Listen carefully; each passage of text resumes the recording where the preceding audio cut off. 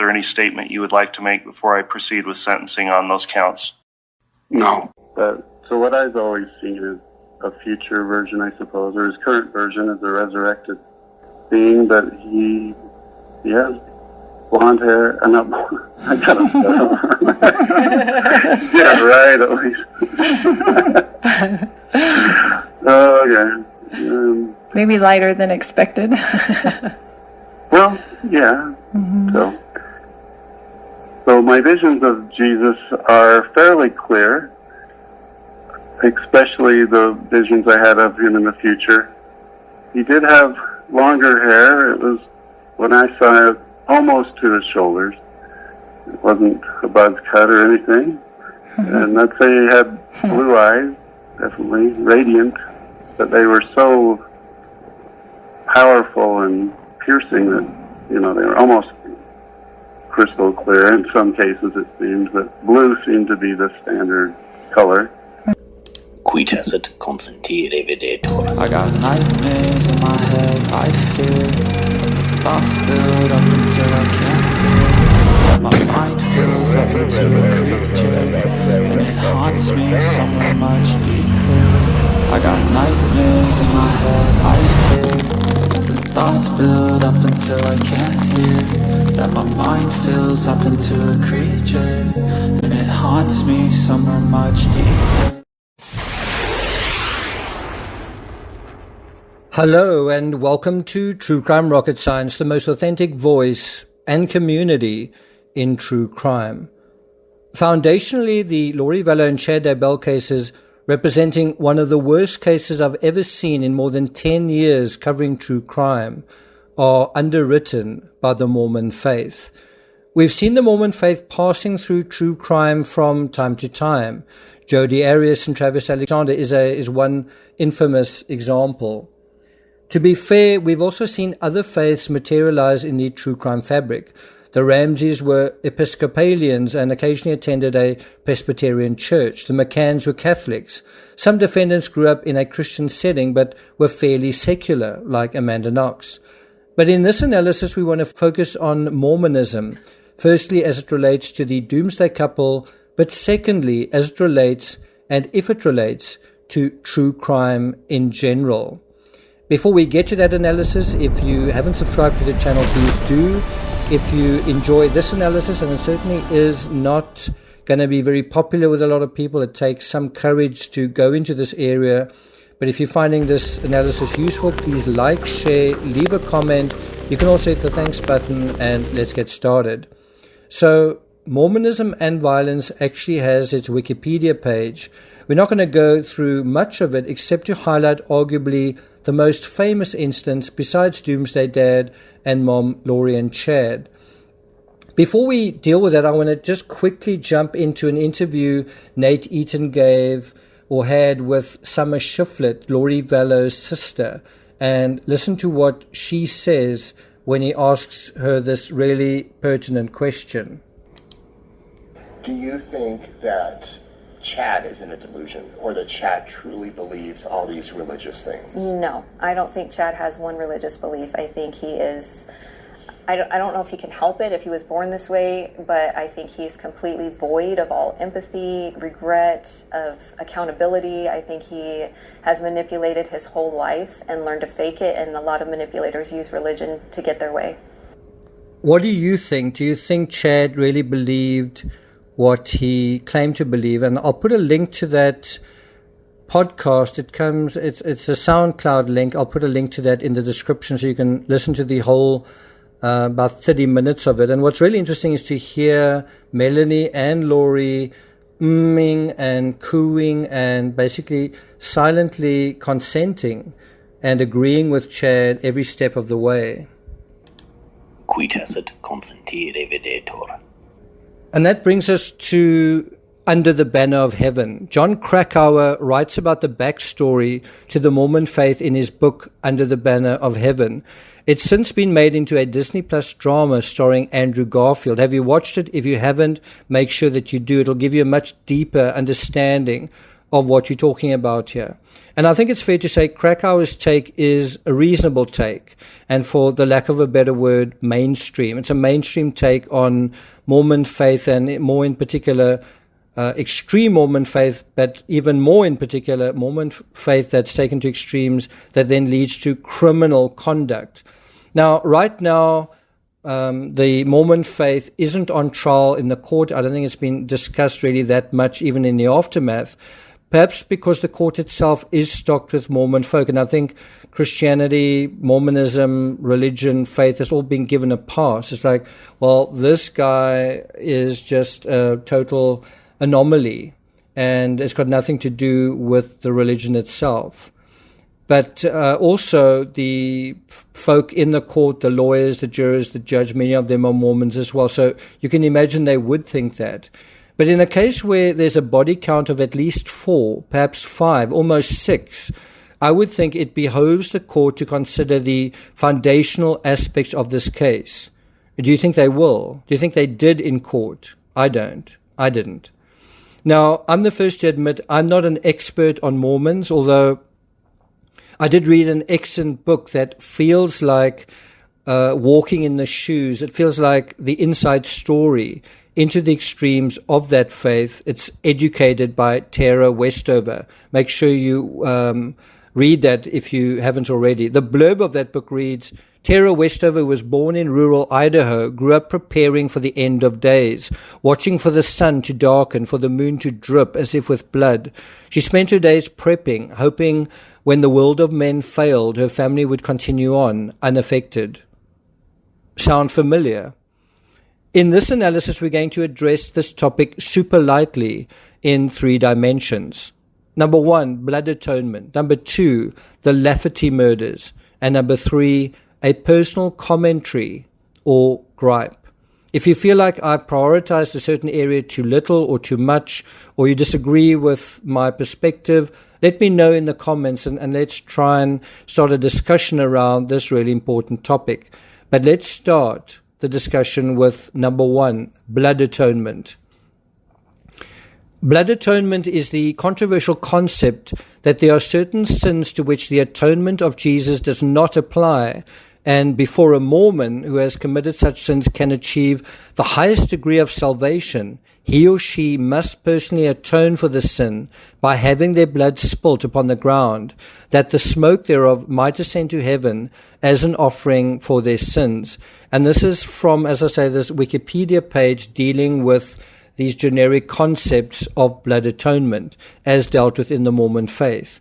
Now, think about it. The combination of blood and smoke is evident in at least one of the murders in the Doomsday Mom, Doomsday Dad situation. And who was that? Poor Tylee Ryan. Blood atonement was supposed to be voluntarily practiced by the sinner, or it was contemplated as being mandatory in a theoretical theocracy, which was planned for the Utah Territory, but it was supposed to be carried out with love and compassion for the sinner, not out of a desire for vengeance. And what do you think the blood atonement, in terms of Chair Daybell's doctrine, what do you think that was done? What do you think was going on there? Which permits you to make Do you a think statement people on were your turned own into behalf? zombies and made dark Any out of love and mitigation compassion? to make before I proceed with sentencing on I don't those think it counts? was a desire for vengeance, No. perhaps Charles Vallow, but I think it was more accurately described as the practical benefit of greed and maybe the hunger for power. Going back to the post on Wikipedia dealing with blood atonement, LDS church leaders taught the concept of blood atonement well into the 20th century within the context of government-sanctioned capital punishment, and it was responsible for laws in the state of Utah that allowed prisoners on death row to be executed by firing squad. That is from the Salt Lake Tribune, 11 May 1994. Although the LDS Church repudiated the teaching in 1978, it still has adherents within the LDS Church. Well, yes, it certainly does. As well as adherents within Mormon fundamentalism, a schismatic branch of the Latter-day Saint movement, whose adherents seek to follow early Mormon teachings to the letter. And one thing we discovered, and by the way, I wrote this post several weeks ago, we discovered later on from Tammy's own children, that Tammy also thought about concepts such as someone had become dark, and thought about people in terms of numerical values, as did the Daybell children. And one wonders, beyond them, did other family members, aunts, uncles, cousins also believe in the same kind of thing? What about the school where the kids taught and where the mother and daughter worked? Did that kind of thinking infiltrate those areas as well? In any event, despite its repudiation by the LDS Church, the concept also survives in Mormon culture, particularly with regard to capital crimes. If Brian Coburg is found guilty, he could face death by firing squad. Chad Daybell has been found guilty, and he very well could face the death penalty with the firing squad in this case. And that, in a way, is the legacy of the Mormon faith in the state of Idaho. Now, we see a variation of this blood sacrifice in Mad Max Fury Road in the cult of the War Boys. Immortan Joe acts as the patriarchal and immortal god figure within the cult of V8 and is the only one to grant access to the afterlife, Valhalla. The witness is a ritualistic statement called upon when a war boy plans to die in combat and is intended as a sign of respect by other war boys. War boys despise the idea of dying soft and prefer to go out sprayed with chrome on the Fury Road to Valhalla. The director George Miller explained that he sourced the roots for his cult of a future dystopia in Viking history. The Wild Boys were actually inspired by Viking warrior lore and the concept of Valhalla. History always repeats itself. You end up making these connections to things that are constant throughout human history, and I think that comes from screen rot. Now, you might not understand what I'm talking about. You might be a bit confused. If you are, put on Mad Max Fury Road, watch it, but watch it with the kind of a cult mentality in mind, and you'll see exactly what we are talking about. How quick people are to put their lives at the disposal of a powerful, charismatic leader. Now, there's even a patriarchal blessing in the movie Mad Max Fury Road. And of course, we also see a patriarchal blessing as part of the religious mythos of the Doomsday Mom and Dad trials. Guess where this is derived from? Mormonism. According to one definition, a patriarchal blessing is a blessing Mormons get from a priesthood leader that acts like a roadmap for their lives. Mormons will often view their patriarchal blessings before an important life decision to see if it provides any guidance on the decision. And guess who took charge of that? Chad Daybell. He was in charge of that. And, it was other people who basically gave him that authority. He gave himself that authority, but other people also accepted that authority uncritically. As far as I know, Chad didn't actually have, or shouldn't actually have had, the authority to perform a blessing like that. Number 2, the Lafferty murders. Now we get practical. In Utah versus Lafferty, it was a 1984 murder case, so a case that happened almost exactly 40 years ago in the U.S. state of Utah. It gained substantial publicity due to the accused person's statement that the murders were the result of a divine revelation. Where have we heard that before? Ron Lafferty and his younger brother Dan were charged for the throat-slashing homicides of their sister-in-law Brenda Wright Lafferty and her 15-year-old daughter Erica that occurred on July 24th, 1984. Again, if you're new to all this, simply watch or read the book Under the Banner of Heaven. It's all about this. Ron, a self-proclaimed prophet, haven't we heard that before? Claimed to have received a revelation from God. Again, haven't we heard that before? In which he was instructed to remove several people. Haven't we heard that before? Including the 2 victims. Attorneys Michael Esplin and Gary Waite were appointed to serve as standby counsel for the brothers when they were charged with homicide in August 1984. They represented the brothers during their competency hearings. Any of this sound familiar? Competency hearings, or does this actually sound like inspiration, something that Chad and Laurie may have certainly derived their strategy from? According to The Guardian, quote, "This murder will devastate a small town where murders hardly ever happen, especially when it becomes clear that it is not corrupt outsiders, but Latter-day Saints who are responsible." And, you kind of get the sense that when the police came to Chad Daybell's property, the impression family members had of law enforcement were corrupt outsiders. When John Krakauer's Under the Banner of Heaven was published in 2003, and this is again according to the Guardian article, it juxtaposed this true crime with the early history of the Mormon Church in the U.S., from the moment in 1823 when an angel directed Joseph Smith to a buried set of golden plates, which he translated into English, a text he never dreamed would be adapted as a hit musical, namely the Book of Mormon. This dramatization punches up the Mormons' historic sense of persecution from the days when they were a religious minority driven out of Ohio and Missouri until 1984, when the Lafferty family, businesses failing and tax bills mounting, take succour in century-old Mormon teachings about rejecting a purportedly overweening state's taxation policies and polygamy. Polygamy is another way of saying patriarchy. Back to the Guardian article, no wonder some Mormons have been critical of this adaptation. It shows their church as including murderous rebels using a perversion of LDS theology to justify their crimes. But we need not see it that way. It is emblematic, too, of a certain kind of American who sees the state as the enemy. Now, I'm not sure one can't be critical of the way Chad and Laurie adapted the LDS faith. The funny thing is, I've heard not a peep from anyone about it, and I've been inside and outside the court.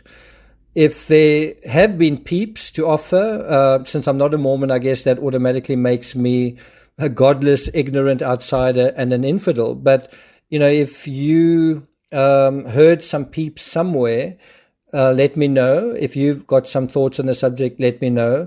I do have a peep or two to offer, but I'm going to reserve my opinion and instead share the opinion of someone I found who seems to have had more than a slight brush with the Book of Mormon. And so this brings us to point number 3, Jane's take. These are her words verbatim. "I didn't watch the Laurie Vallow trial, but I'm watching the Daybell trial. I don't know if it was the case in the Vallow trial, but I'm not surprised that in this trial, the influence of standard LDS doctrine, practice, and history on Chad is being way underemphasized. The LDS Church is a very wealthy and powerful institution, particularly in Idaho. They spend mega bucks on PR, and just how LDS this whole case is wouldn't be expected to make it to mainstream media. Both the defense and prosecution are emphasizing the deviations from standard LDS doctrine that Chad and Laurie followed, but this is misleading to people unfamiliar with the group and its doctrines. For a start, it is not at all uncommon for LDS members and ex-members to make up and embrace doctrines and to do things like unauthorized patriarchal blessings. Having had a lot of personal contact with LDS and ex-LDS, what I'm hearing in this trial is very familiar. Secondly, the Daybell deviations don't deviate all that much. The foundation of their doctrine remains standard LDS teaching, and if people don't know what LDS really teach, they'll miss this. And this point I need to emphasize in terms of what Jane has written. The biggest real sin in LDS circles is discrediting Joseph Smith and or the LDS institution, not murder, adultery, or theft, which are temporal and often necessary. The blessing of Cox to do something those outside LDS circles would find reprehensible or foolish is also normal within LDS circles. It is standard practice for bishops and apostles to provide eternal blessings for desired behavior. Another relevant case, if people are interested in the LDS element, is Elizabeth Smart, although of course her books are from inside as LDS perspective as she's still in it. I read them, but it is another case where the slight deviation from standard LDS doctrine is emphasized in mainstream media instead of the foundational sameness to it. It's also my understanding that Chad wasn't even excommunicated from the mainstream LDS church until 2021, over a year after Tylee and JJ's remains were found on his property, not 2019 as the media reported. I haven't verified that, but he is certainly not some obscure offshoot with no foundation in and connection to the main lump. And that's the end of Jane's comment. And so what I'm going to conclude with are some of my own thoughts. As I've said, I'm not particularly au fait with the Mormon faith, which is why I've avoided speaking my mind for the most part about it. But I don't think it takes a genius to see that those who are Mormons aren't really talking about this. They're talking about facts and evidence and the details of this case, but they're not really addressing the elephant in the room. Instead, they're silent about it. Silence is how this case happened. And again, if you don't agree with me, you don't believe me, listen to the podcast where Chad does a lot of talking and the two women listen silently, almost as though they are hypnotized. Qui tacet consentire videtur. And you really have to pay attention to the beginning, the first couple of minutes and the last minutes of that Feel the Fire podcast to get a full sense of that hypnosis. It's this sort of very calming, soothing, but also kind of hypnotic music playing around in the background, almost like elevator music. This morning we had an opportunity to interview someone named Chad Daybell, who has had many experiences with the Savior of this world. Because of our love for Jesus Christ, we wanted other people to know how much he is an invitation to come unto him. Silence is consent, and to be silent about that sort of interview and, did you have a change of heart is a kind of consent. When we say nothing, when we do nothing, we are consenting to these trespasses against us. And there were many people in Chad and Laurie's orbit who remained silent. One of them was Summer Shiflett, and I'm not condemning her. I mean, she did say that it took her 9 months, only when the bodies were exhumed, did she realize what had really happened. But there was a certain consent, a silent consent to what Laurie was doing that allowed Laurie to continue doing what she was doing.